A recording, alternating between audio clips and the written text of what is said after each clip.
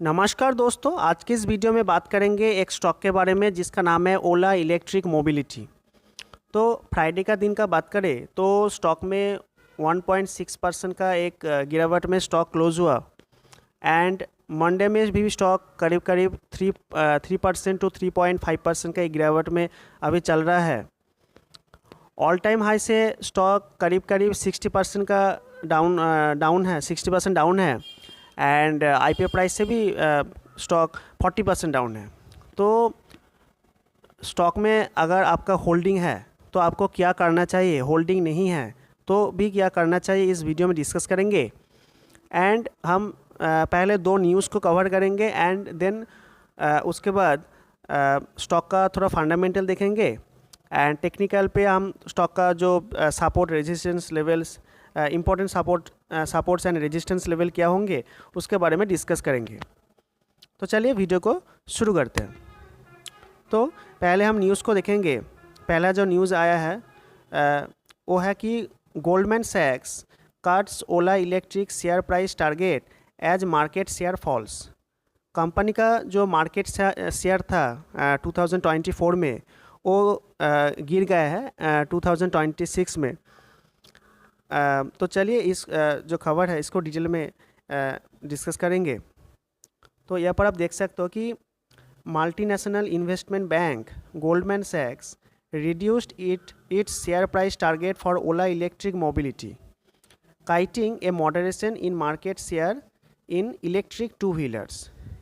यानी कि electric two wheeler segment में ओला इलेक्ट्रिक का जो मार्केट शेयर था 2024 में वो कम हो गया है 2026 में। इसके बारे में ही गोल्डमैन सैक्स बता रहा है। इसके बाद देखेंगे कि और क्या बोल रहे हैं गोल्डमैन सैक्स। The company's market share has fallen from 20% to 15% over the last 6 month. Last 6 month में कंपनी का जो मार्केट शेयर था 20% वो फॉल होके 15% में आ गया है। Which analyst have factored in their second quarter earning estimate. इसके बाद यहाँ पर गोल्डमैन सैक्स और बता रहा है कि hero MotoCorp overtook Ola electric become the 4th largest EV seller in India. EV selling में यानी कि इलेक्ट्रिक व्हीकल जो सेल करते हैं ओला उसको ओवरटुक कर गया है Hero MotoCorp according to the latest Vahan retail data. Bajaj Auto, TVS Motor, Ather Energy are the other leaders. तो इसके बाद टारगेट प्राइस भी घटा दिया है गोल्डमैन सैक्स ने। तो टारगेट प्राइस कितना था, कितना कर दिया है, इसके बारे में यहाँ पर लिखा है। The 12-month price target for Ola electric has been reduced from 72 to ₹62। पहला टारगेट था 72, उसको कम करके कर दिया है 62 पर share. The firm has retain its buy rating on the company का जो शेयर प्राइस था करीब करीब 150 रुपीज़ तक कंपनी का शेयर प्राइस गया था। तो उस लेवल से स्टॉक 40 रुपीज़ पे आ गया था। तो एंड देन उस लेवल से अभी करेंटली 50 रुपीज़ के आसपास चल रहा है। तो कंपनी का जो शेयर प्राइस है वो बहुत फॉल हो गया है, इसलिए जो बाय रेटिंग है अभी भी बरकरार है। तो इसके बाद यहाँ पर गोल्डमैन सैक्स और बता रहा है कि जो लेटेस्ट कंपनी जो लॉन्च किया है ओला शक्ति जो कंपनी लॉन्च किया है इसके लिए गोल्डमैन सैक्स क्या बता रहे हैं। गोल्डमैन सैक्स said that while Ola Electric has announced its foray into the lithium ion battery storage market.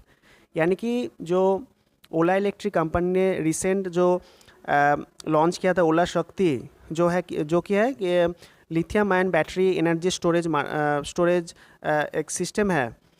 इसको वेट एंड वॉच पॉलिसी में रखने का बात कर रहे हैं गोल्डमैन सैक्स। हाँ, इन्वेस्टर का करीब से इसको वॉच करने के बात कर रहे हैं गोल्डमैन सैक्स। इसके बाद जो दूसरा न्यूज़ है उसको देखेंगे। तो दूसरा जो न्यूज़ है यहाँ पर बता रहा है कि भविष्य अग्रवाल जो कंपनी का CEO है Ola Electric, Bhavish Aggarwal's Ola Electric plans big move as its board approves 15,000 crore जो फंड रेजिंग का बात कर रहे हैं उसको अप्रूवल मिल गया है बोर्ड मीटिंग में। तो यहाँ पर आप डिटेल में इस न्यूज़ को पढ़ सकते हो कि the board of Bhavish Aggarwal's Ola Electric Mobility has approved a proposal to raise up to the 1500 crore through a mix of equity share and convertible securities. The electric two-wheeler maker said in a filing with the stock exchanges on Saturday. This is subject to shareholder approval and regulatory clearances. इसके बाद यहाँ पर और कुछ बता रहा है यहाँ पर The fundraising may be carried out via the issue of shares or convertible securities, including warrants via rights issues, qualified institutional placement, private placement, and or any other permitted modes under the applicable of laws. The Bangalore-based firm did not disclose the reason. है company ने जो fund raising किया है उसके पीछे क्या reason है उसके बारे में कुछ नहीं बताया है। यहाँ पर लिखा है कि Bengaluru based firm did not disclose the reason for fund raising the funds. तो फंड रेजिंग यहाँ पर और बता रहा है कि द फंड रेजिंग जो प्लान है फंड रेजिंग का comes as investor including SoftBank, Z47, Tiger Global Management and others have reduced their stake in Bangalore based company. तो ओला इलेक्ट्रिक कंपनी का जो इन्वेस्टर था इंक्लूडिंग जिसके अंदर है SoftBank, Z47, tiger global management and others, उन्होंने जब अपना जो स्टेक कम किया तब ये फंड रेजिंग के बारे में कंपनी ने सोचा है। इसके बाद हम थोड़ा सा कंपनी का जो फंडामेंटल है उसको देख लेते हैं एंड देन कंपनी का जो टेक्निकल पार्ट उसको देखेंगे। तो पहले अगर ओला इलेक्ट्रिक यहाँ पर आप देख सकते हो ओला इलेक्ट्रिक प्राइस करीब करीब अभी 51 रुपीज़ समथिंग चल रहा है जब मैं वीडियो बना रहा हूँ। तो कंपनी के बारे में थोड़ा सा देखेंगे। यहाँ पर